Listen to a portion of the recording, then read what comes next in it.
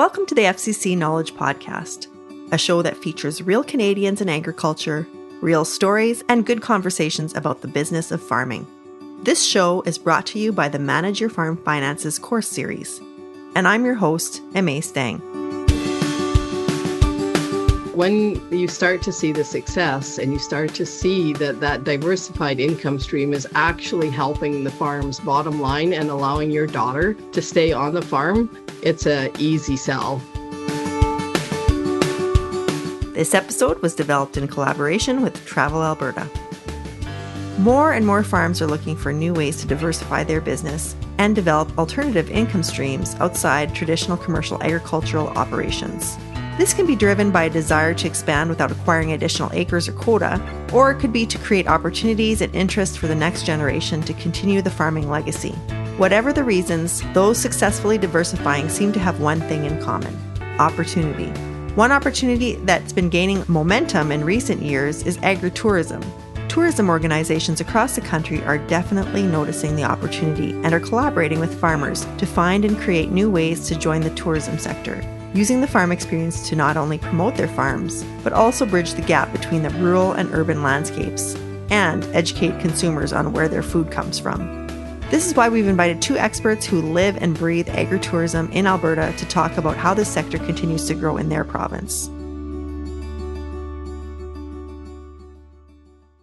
Yvonne Chow is a destination and commercial development manager with Travel Alberta, overseeing the Southern Alberta region.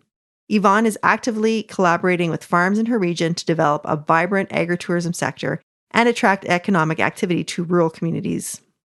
Tam Anderson, current president of Alberta Farm Fresh Producers Association, has welcomed people from around the world to Prairie Gardens, her own family farm north of Edmonton, where she is the self-proclaimed director of fun. Thanks to a lifetime of ag experience and a keen business sense, she's built a successful venture that contributes a predictable and steady revenue stream for the farm and is allowing the next generation to envision what's possible for the business. All the while, she's providing visitors to her farm with meaningful interactions with the agriculture sector and the land in her care. Even if you're not considering an agritourism venture, if you've ever pondered how we can better connect what we do on the farm to the end consumer or future farm employee, or if you've ever wondered what it would take for the next generation to come back to the farm, this episode is for you. You might just be surprised at what you learn. I certainly was.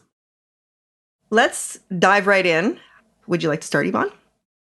My name is Yvonne Chow. I am the Destination Development and Commercial Manager at Travel Alberta. Travel Alberta is the destination management organization for the province.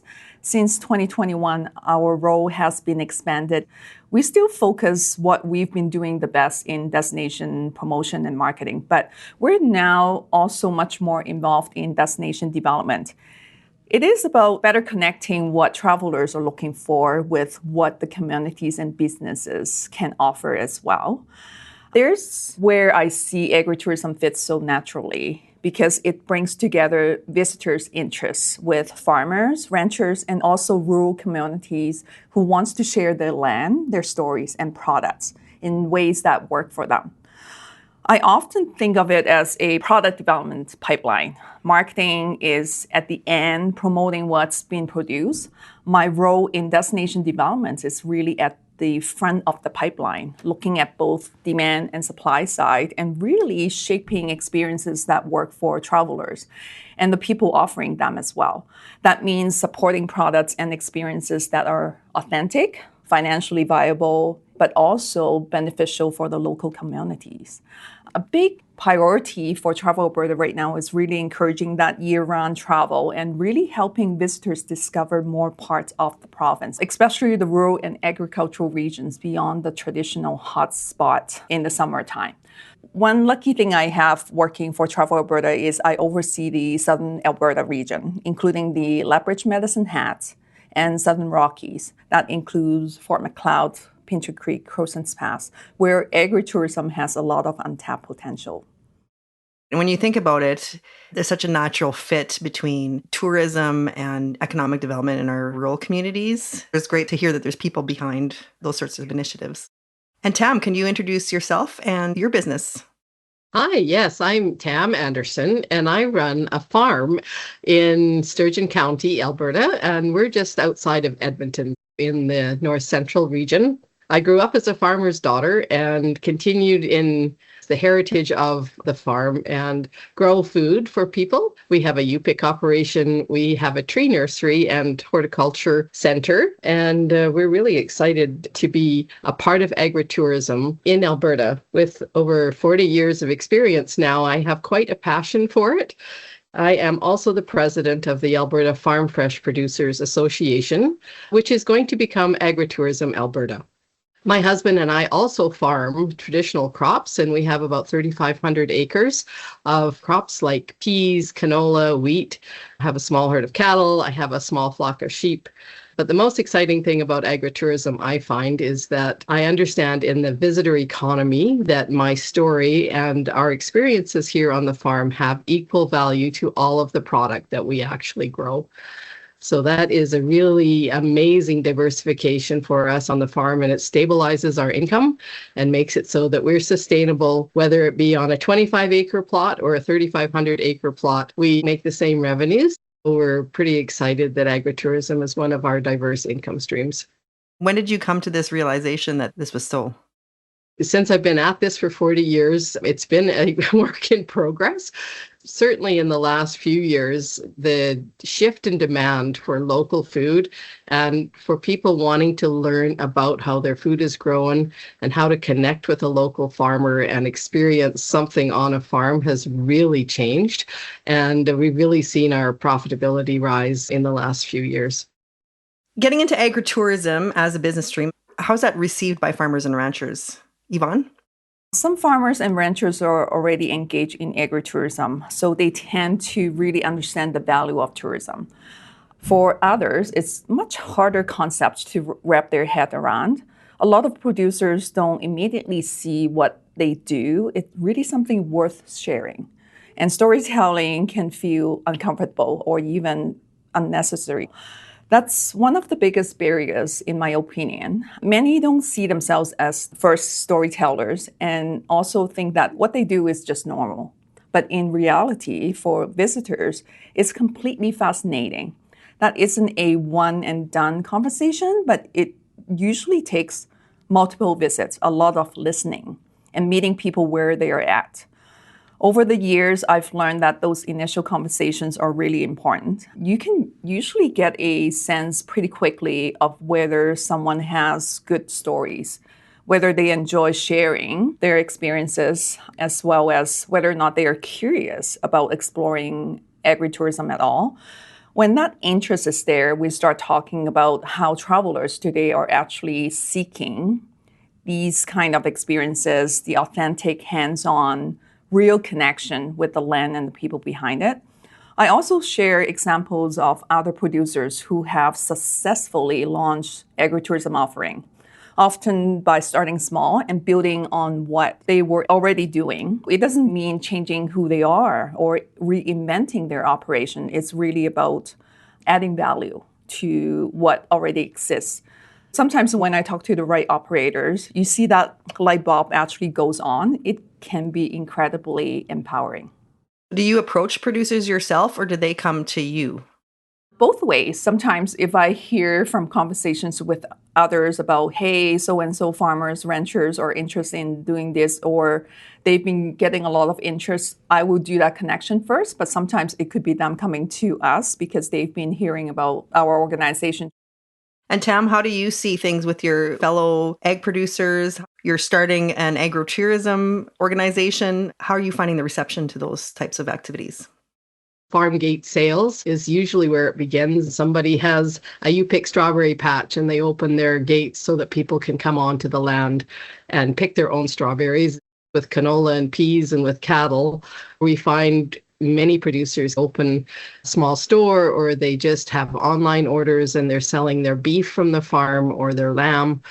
Could be honey. There's such a wide range of different types of farm operations. I know with my husband being a more traditional mindset in farming, he's quite content to bale straw for me, but he himself is not particularly interested in getting out of the tractor to do tours. And we find that women are always the early adopters when it comes to welcoming connections on the farm and sharing our farm stories. And typically in our organization with the Alberta Farm Fresh producers, it's almost always women that start the conversation on where can we make some more money and diversify ourselves, especially in these days of uncertainty. It just adds a level of comfort knowing that you've stabilized your income, you've got some diverse income streams, and your bottom line at the end of the day is good. We're really quite pleased that our daughter is interested in taking up the family farm behind us. And with the significant startup costs in agriculture traditionally, agritourism does create a niche where entry-level farmers can get involved. And whether that's through a community-supported agriculture program or whether it's a flower farm, it gives that opportunity for young people to be farmers. We're always hearing about the barriers to entry for young farmers, and this is definitely a means to that end, to get the people that are interested in the sector to be involved in more creative ways.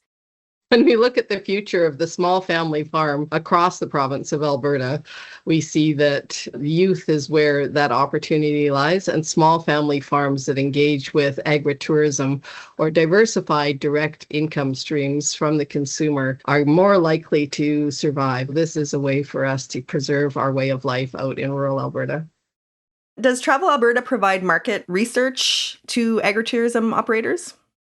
We share visitor demand research to really help farmers and ranchers to understand what visitors today are actively seeking and whether that aligns with what they might want to offer as well. What the data is telling us very clearly is that demand for authentic, immersive agritourism experiences in Alberta is growing. And that interest is coming from both domestic and international markets. According to Canada's National Tourism Organization, Destination Canada's Global Travelers Research Program, in 2024, an estimated 2.9 million overseas travelers, as well as 2.5 million US travelers, are interested in exploring rural Alberta over the next 2 years. That is a significant opportunity for the province because of those international and US travelers, as we all know, are more likely to stay longer and spend more money while they are here. From an economic perspective, providing those kinds of experiences they're looking for, like agritourism, is key to growing the visitor economy, the visitor spend, and really supporting the rural economies as well. We're also backing that demand with our own tourism investment. Our fiscal year of 2023-24, Travel Alberta invested $970,000 in agritourism's businesses and operators. And that increased to $1.7 million in agritourism investments in our fiscal year of 2024-25. That growth reflects both rising visitor interest, but really also increasing that momentum amongst the agritourism operators across the province as well. Ultimately, our goal is to make sure agritourism operators can make informed decisions about whether agritourism makes sense for their operations and how to really position their experiences for the right markets. Can you provide some examples? What kind of investments are we talking about? A lot of our tourism investments grant funding programs, we look into product development, but also events and festival as well.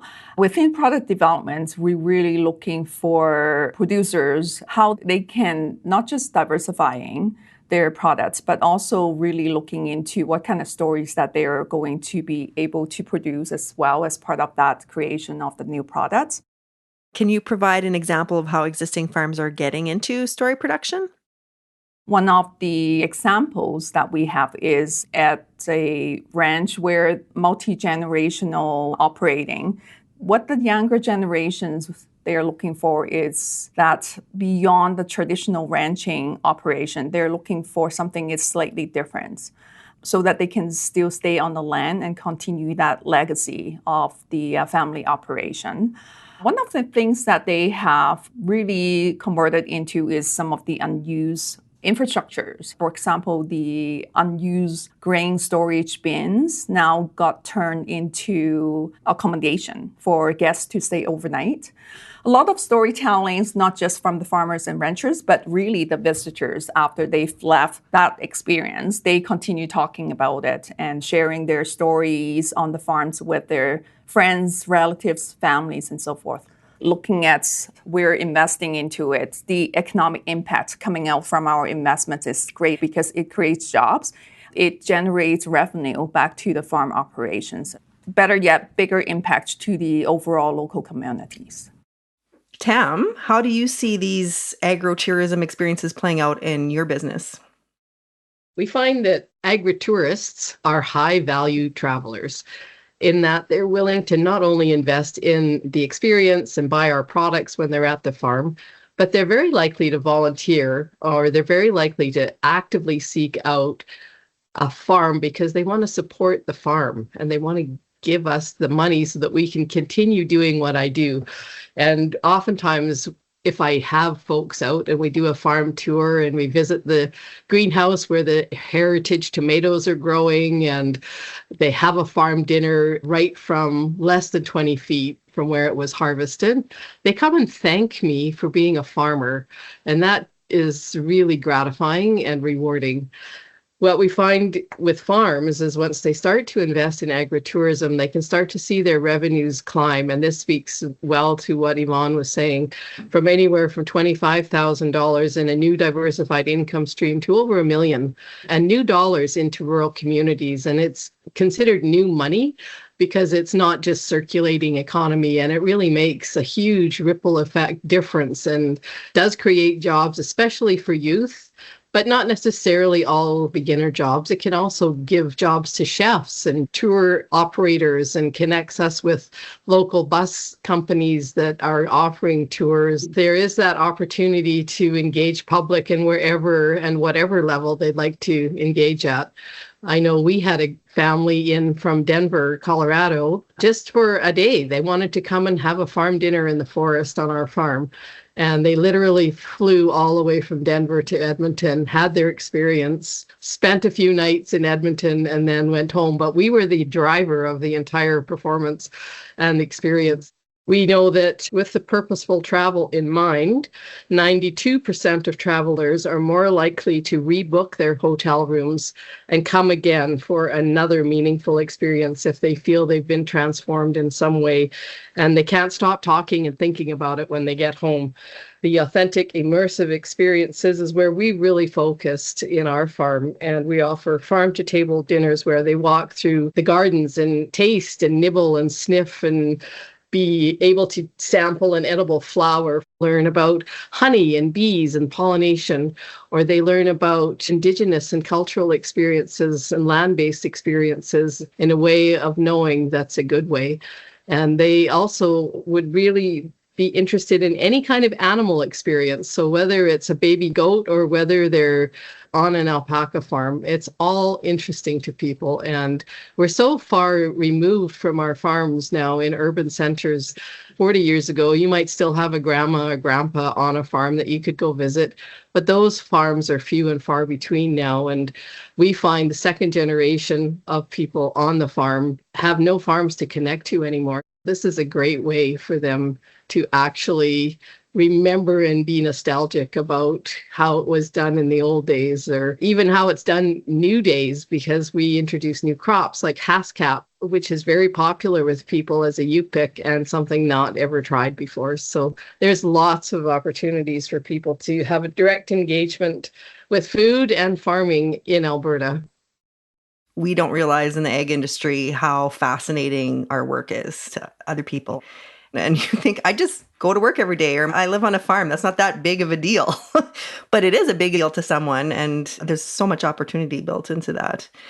Your husband, who'd rather be on his tractor. Was this a hard sell for him to make this leap into this space?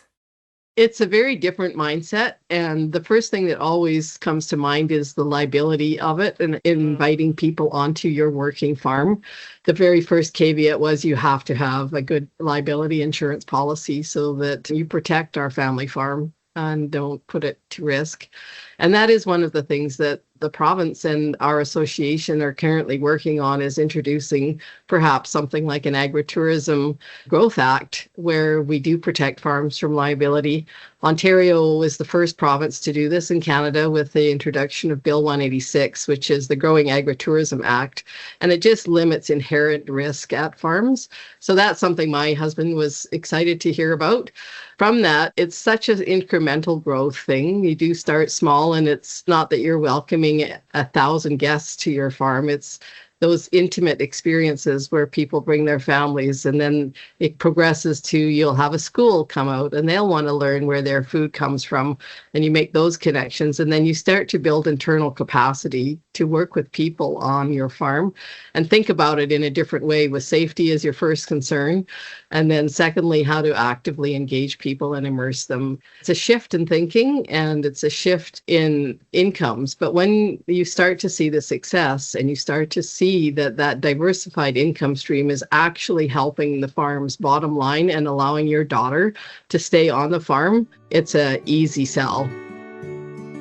Whether you're diversifying your income streams or wanting to better understand your current ones, Manage Your Farm Finances is a free online course series designed to help Canadian agricultural producers become more confident in the financial side of their business. Master your financial statements, get to know your cash flow, and learn how to use budgets, all at your own pace and when it's convenient for you. Visit fcc.ca/Manage Farm Finances to learn more and enroll. Yvonne, would you say that the agritourism sector is growing? And if so, what's driving that growth? We're seeing especially strong interest from urban travelers who are looking for experiences that really create emotional and educational connections. When people meet the producer, such as Tam here and her husband, walk the land or see the process firsthand, learning about food production becomes emotional and educational and is no longer transactional. It really sticks with them. That desire for connections is what really pushing agritourism forward. Tam, how are you seeing growth in this sector on your own business and in your own community? Particularly after COVID and now with all of the things that are happening in the globe, people are kind of worried about supply chain, and they want to have a farmer as a best friend. And so oftentimes we'll have visitors through Open Farm Days as their first excursion out of the city and into the countryside surrounding Edmonton.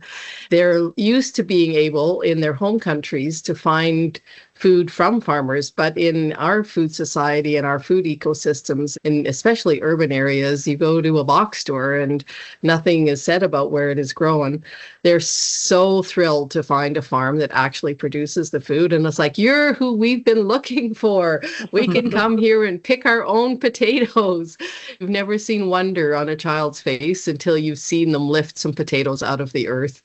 It's an experience that never gets old for us, and it's so intrinsic to just being a food grower that you don't even think of it as a farmer as a possible experience. But honestly, when they pull the plants out of the ground and they see these gems of food coming up out of the earth, it's that look of wonder and excitement in their faces, and they're like, Mom, look what I found. It might as well be gold. When they discover a place and they get that sense of the place, they get the taste of the place, they learn a little bit and pick up some artisanal knowledge, and they're just outdoors and having fun, and the sun is on their shoulders, and you could smell the earth, and you can taste the strawberries, and their juice is dribbling down your chin. People arrive as strangers but leave as family, we call it. We are embracing people and getting hugs from people we hardly know just because they loved the experience so much. And they go home and tell their friends, and then they actively start recruiting friends to come with them. We just had a women's event the other day where it was a farm-to-table lunch, and we got huge hugs, and tears were on everybody's corner of their eye when they heard the stories of the land and the stories of the farm. There's a whole wellness piece in here as well. People are very interested in plants as medicine and herbology and eating well and eating better and having their families get away from the digital world and the screen time for their kids. In our organization, as the Alberta Farm Fresh Producers Group, we've seen already almost a doubling in interest. We've started a program where we're reaching out to every region across Alberta, and every region has between 10 and 70 agritourism farms that are already offering the experiences. They just don't call it agritourism. They call it workshops and they call it farm visit. There's at least 5,000 farms across Alberta that are interested in getting into this. And we see it as our responsibility as an association to make sure we offer some professional development so that they have confidence in welcoming people to their farms and they do it well. And it's an experience that people want to repeat and become part of their family tradition. We just recently had a group out from Germany, and we don't think it's anything special. When we're having dinner, we might have a bison stew for supper, and they're like, wow, we've never tasted bison before. This is so good. You just never know where you're going to make that point of connection. But they said in terms of what they were looking for was exactly this, to have an authentic farm experience where they taste the land, they taste the fruit and the berries and Alberta beef or Alberta bison, and their day is made and they go home with stars in their eyes. And then they discover that they can actually come back out and watch the aurora borealis from the farm in the beautiful night skies. It's something we enjoy every night as it bounces off the top of our barn, and we don't even think of it as special now. With those linkages, you start to involve Indigenous tourism, the viewing of the Northern Lights on farms, and just that taste of place and culinary tourism. It's going to be the rocket ship that takes off. What you have just described, Tam, there's no digital devices attached to any of those kind of experiences. And especially with the youth, for example, my daughter, and I'm guilty of that too. Engaging through agritourism is really important because it takes us out of that digital life. What Tam just mentioned on the farm can completely change how someone thinks about food, land, agriculture. And it takes something that feels abstract and make it so real. Another example is Granary Road, just outside of Calgary. It is a family-focused agritourism destination that uses a lot of hands-on learning on farm experiences and food to give many visitors their first look at what food actually comes from in a way that feels approachable and fun, which is very important. It really builds the respect, curiosity, but much more deeper connection to the land where we all live on. You both mentioned Alberta Open Farm Days. Could we talk a little bit about what that is and what that looks like in Alberta? Every year, farms are invited to open their gates to visitors for just one weekend of the year for an educational experience on the farm. Many farms thinking about agritourism get a chance to dip their toe in the waters for just a weekend and see what it's like. There are literally now thousands and thousands of guests that come across Alberta. And the Open Farm Days program is wonderful for both the farmer and the consumer because it opens those opportunities to go on traditional farms where you may not ever get that opportunity otherwise. And for the farmer, it gives us training in agritourism experience delivery, things like biohazard and security for animals and that interaction between people and animals on farms. It's a solid process and a great way to introduce agritourism to Albertans and Canadians because it's open to anybody that weekend.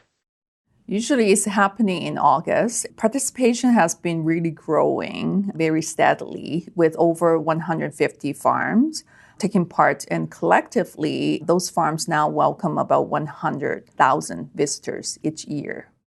I would suspect that even those people who are not pursuing an agritourism stream of business, the benefits are still there for their own farm because people are learning more directly from the farmer some of the most important messages we need to tell them in terms of animal care and stewardship of the land and how their food is made. I suspect that that's been the experience of farmers participating in this program. We are that bridge between urban and rural. It addresses all those disconnects that people don't even understand about where their food comes from or especially stewardship of land. One of the interesting developments also from this program is that it's connected chefs to farmers. And we see that weekend in particular, many opportunities for people to go to a farm and experience that farm's product or the food that we've grown at a farm to table dinner that evening. It's a wonderful experience, and it really makes that taste of place real for people. What are the challenges facing agritourism today? One of the biggest challenges that I mentioned about is awareness and confidence gap. Really need to have them to understand that what they do is actually good enough. There are visitors actually very interested in knowing how that they go about doing their day-to-day operations. Building that confidence, it takes a lot of those conversations. Another challenge is alignment. It is important that producers, communities, as well as municipalities all have a shared understanding of what agritourism is. And just as important, what it isn't. When the alignment isn't there, it can create uncertainty around things like land use, community support, as well as local regulations. My role at Travel Alberta often sits right in the middle of all of that. A lot of it comes down to really talking things through with producers, rancher farmers, but also really helping communities see what's possible and finding an approach to agritourism that feels right locally while still working for the visitors who are coming to visit as well. Yeah, there's a balance there, absolutely. Tam, what do you see as the challenges? A great deal of it is regulatory and policy challenges within the province and across Canada.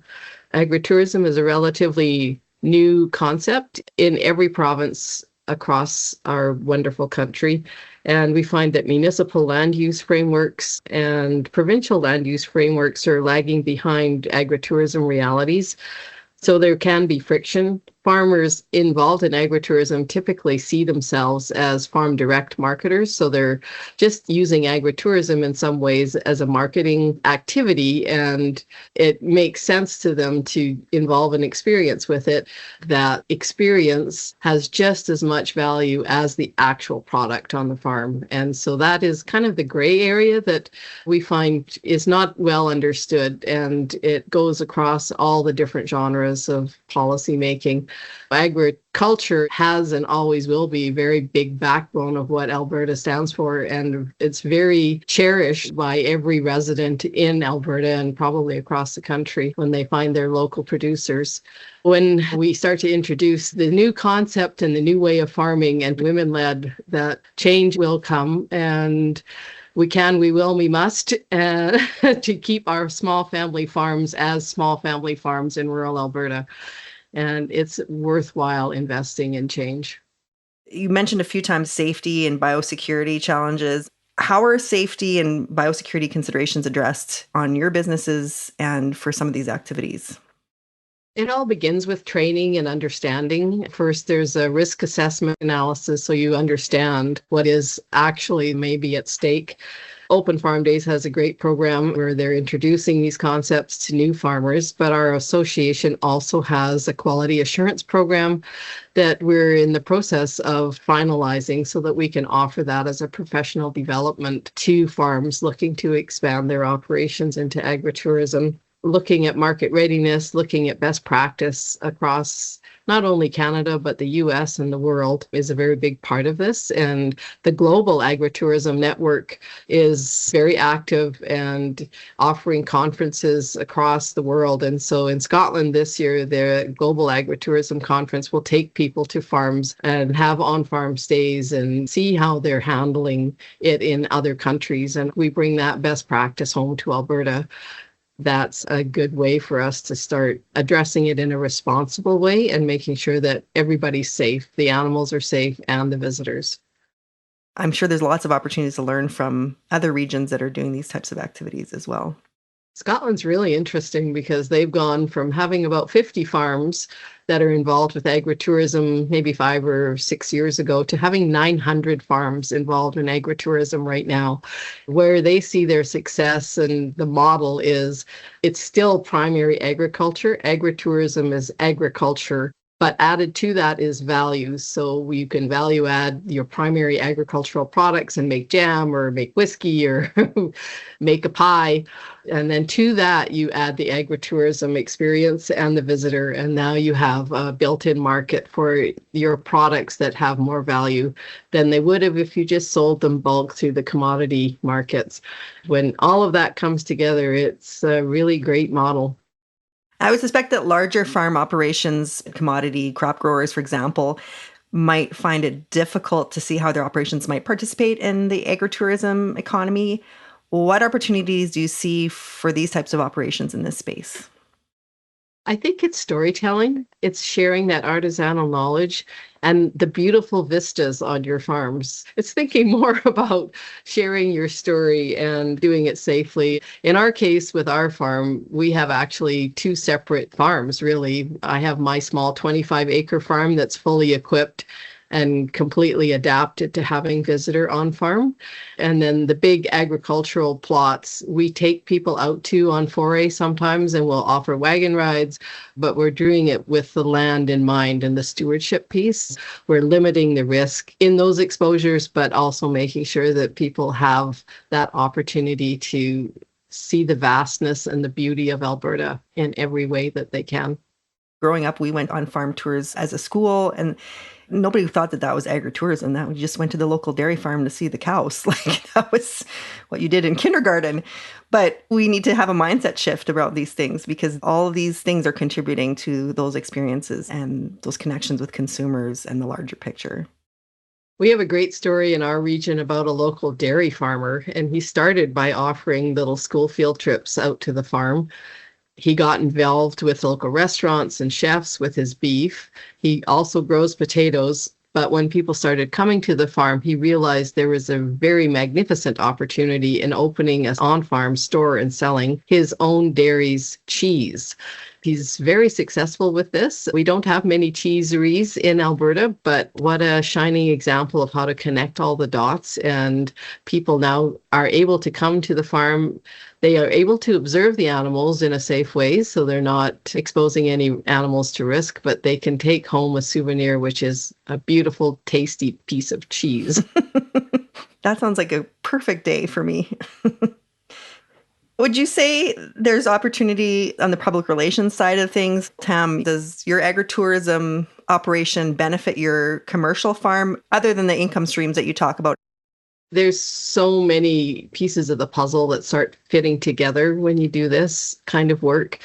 My daughter, who is in her late 20s, sees opportunity to stay on the farm, but she'd like to make it her own opportunity. She doesn't necessarily see herself following exactly in the footsteps of dad or mom. So it's a great way for her to make it her own and make it a life that she can envision herself living in rural Alberta.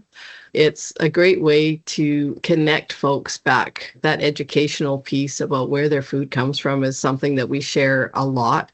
Even though my husband doesn't offer tours on the farm, he grows faba beans, for example, and we'll talk about how that happens and what the food ecosystem looks like when people are out on the farm.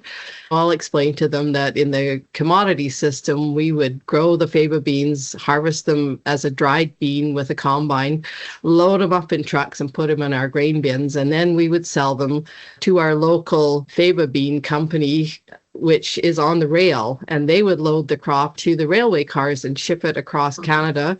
And eventually it ends up in Egypt. So our family farm feeds families in Egypt. Everybody's amazed always that a small family farm would actually be feeding someone in Egypt. But at the same time, when we're talking about the food ecosystem, and I would explain to them that the only way they could buy beans from our farm in Alberta would be with a bee train. which is thousands and thousands and thousands of bushels. And I couldn't just sell them a bucket full because our farm's not equipped for that. But what I do is bring those faba beans into our other operation, the agritourism operation, and they would go into our CSA food baskets from time to time. More importantly, we would sprout them and grow them as a faba green and harvest those greens all year long so that we have farm fresh greens growing as salad materials, and people love that. And when they taste the bean, they're like, wow, this is really good. Tastes like a fresh bean. Because they are. And they are. So you connect all the dots for people that as an agricultural producer, you feed the world. That's amazing. We talked a little bit about schools and opportunities for youth. So why is engaging youth through agritourism important? For many, it's their first time job. At our farm, we employ 20 to 30 youth in our pumpkin festival season. And literally, it's the first time they've ever had a job. And we introduce them to the world of work, what the protocols are and what the expectations are. In doing so, we build their confidence in just being out in the world. We often will ask them the question, have you ever considered a career in agriculture? And invariably, it's no. But once in a while, you'll get a high school student stick their hand up and they'll go, yeah, we're kind of interested. And then you start talking about bees and pollination, and they start to put together that without bees and without pollination, there may not be food. The room gets really quiet and they start just soaking it in. And that's what we love to see. But the most important thing for us on our farm, this always chokes me up a little bit, is that it gives that opportunity for my daughter to be a farmer. And that's such a gift, and I'm so proud of her. That's amazing. Tam, tell me a bit about the Indigenous learning and culture that you've integrated into your farm. Our farm is located on Treaty 6 lands. It's with great honor that we feel as farmers, we're just stewards of the land, and we're trying to do it in the Indigenous ways of knowing and a good way. We offer Indigenous programming with Indigenous elders on our farm, and we actually have a forest, which is not a huge piece of land. It's about 40 acres that we have declared a conservancy project.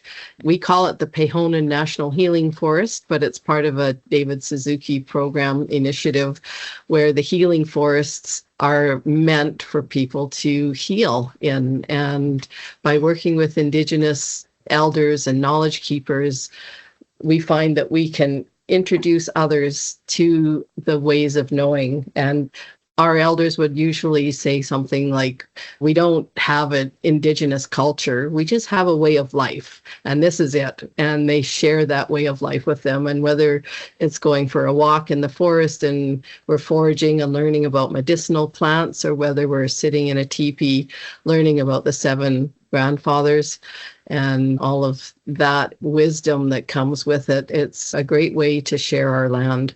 We have a big patch of sweetgrass growing on our land, and that's a really amazing connection point for people, not just people that are interested in Indigenous culture, but actually Indigenous peoples, because they have lost their culture too, and it's a place for them to connect back to the land. Learning that we are all related has been transformational for us in how we think about the land and how we involve people on the land.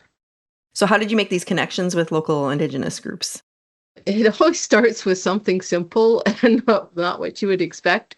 Somebody gifted me with a teepee canvas, and I needed some poles. And so I asked around, and someone said, well, Bill is a really great guy with teepees, and he would be able to get some poles. And I contacted Bill. He came out to the farm one day and he said, yes, I can get you teepee poles. And then I offered tobacco, and he said, yes, he would teach me how to set the teepee up and everything.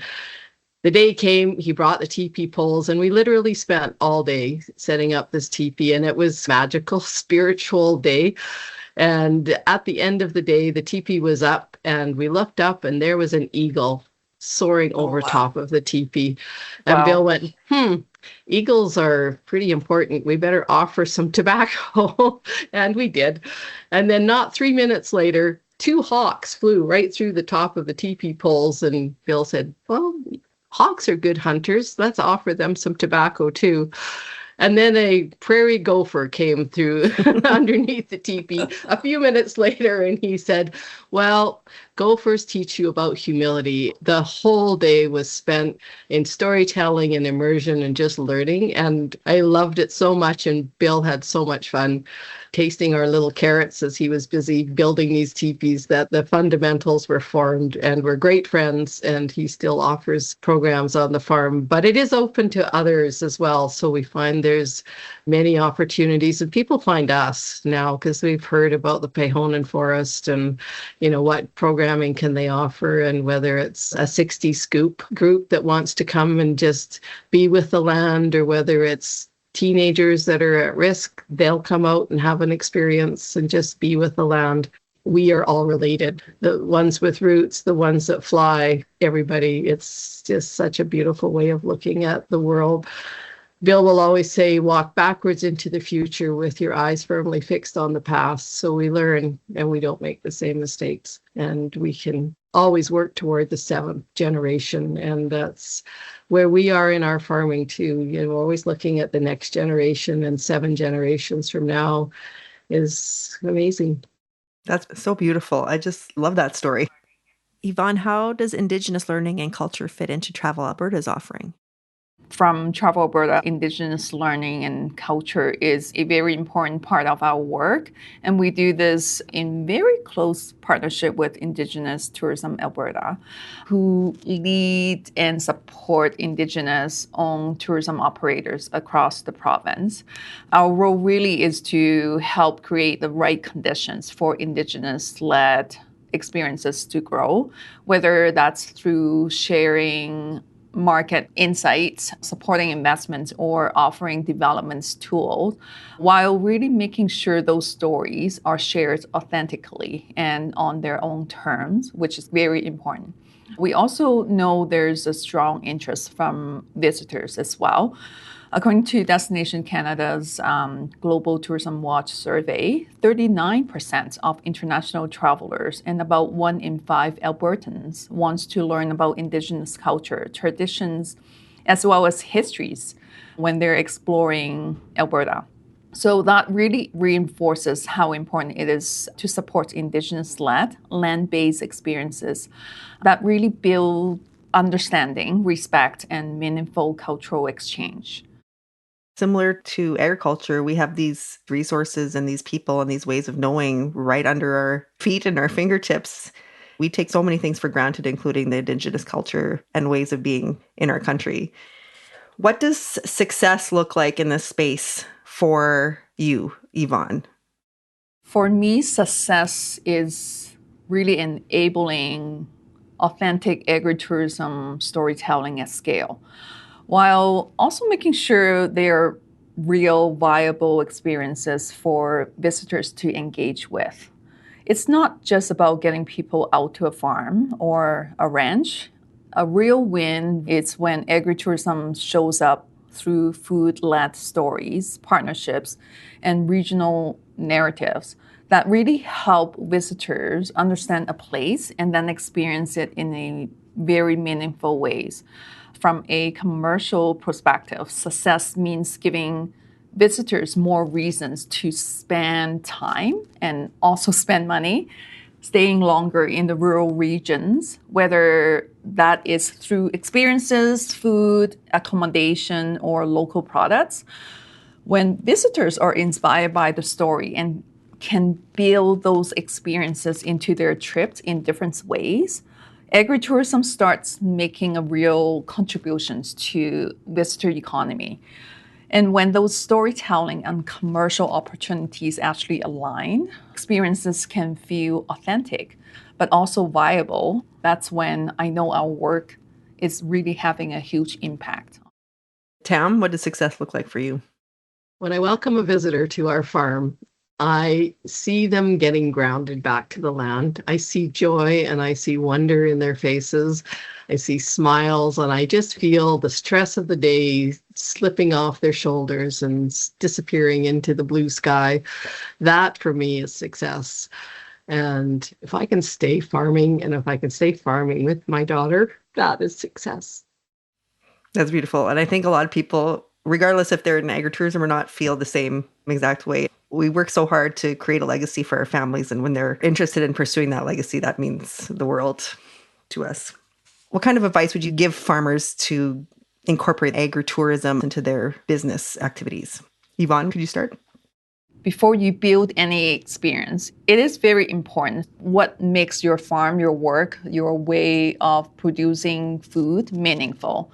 So once that story is clear, the experience can grow out of that. When the story leads, everything feels more natural and authentic, not forced. From there, the story tends to travel on its own. When it resonates, it's much easier to share through word of mouth, partnership, media, or content. And visitors start building those experiences into their travel plans. My biggest advice is to keep it simple. You don't really need to overthink it. What you already do is interesting enough to a lot of visitors. Engaging the public doesn't always mean hosting visitors directly. Stories can travel through chefs, food partnerships, events, participating open farm days for a weekend, good collaborations within the region. So good PR starts with strong stories. Tam, what kind of advice would you give farmers? As farmers, we understand intrinsically that agriculture is changing. Markets are changing, climate is changing, and women are getting more involved and starting to lead the way. When women get involved with things like agriculture, education is such an important piece. Community building is a really important goal. But at the heart of it is regenerative agriculture and regenerative tourism. Agritourism is climate resilient practice, and community-based food systems are part of that change. We're not just about local food, it's also relational, it's transparent, it shows such integrity, and it's rooted in place. When we have people come to our farms, that's that opportunity for us to share all of those layers with people, and they want to understand. And what a wonderful opportunity with agritourism. It is the bridge that connects urban and rural, people with the lands, the seasons, and the rhythms that sustain us. Is so much more than just agritourism. If there's an Alberta producer that wanted to reach out to you or travel to Alberta, they would find you just by going to the Travel Alberta website. The industry.travelalberta.com website. All my colleagues, including myself, our names are on it. Our contact information is there. I do have 6 other co-workers actually overseeing different part of the province. So it depends where that they are at. They can reach out to us accordingly. And you have counterpart organizations across the country that do similar work? Yes, Destination Canada is one of them as the National Tourism Management Organization. In a follow-up conversation with Travel Alberta, Yvonne and her team also told me about Savor Alberta South, a collaborative culinary tourism initiative that connects farms, chefs, restaurants, and communities along Alberta's Highway 3. You'll find the link for this initiative in our show notes. In our organization, the Alberta Farm Fresh Producers Group, Alberta Farm Fresh and Agritourism Alberta. There's an Agritourism Ontario that people can connect with in that part of the world. And in Nova Scotia, there's the Food Art Nature Group based out of Wolfville. So places to connect across the country. I'm sure we will have a whole bunch of links to drop in our episode notes. I've so enjoyed our conversation, and I wish you all the success in the future with developing this agritourism economy and growing it and bringing value to our industry. Thank you for the opportunity. Thank you very much. Both Yvonne and Tam gave us a lot to think about in terms of the opportunities for Canadian agriculture and the tourism economy. Farmers do incredible work in feeding not only our Canadian population, but the entire world, and more people want to learn about how that food makes it to their plates. Through the intentional efforts of farmers like Tam, local tourists and people from around the world are getting firsthand genuine accounts of Canadian agriculture, as well as education in regenerative and sustainable ag practices and Indigenous peoples' culture and histories. In a time where more and more consumers are 1, 2, or more generations removed from the farm, and in this age of digital distraction and noise, tourists are craving this tangible authenticity, not just for themselves, but also for their kids.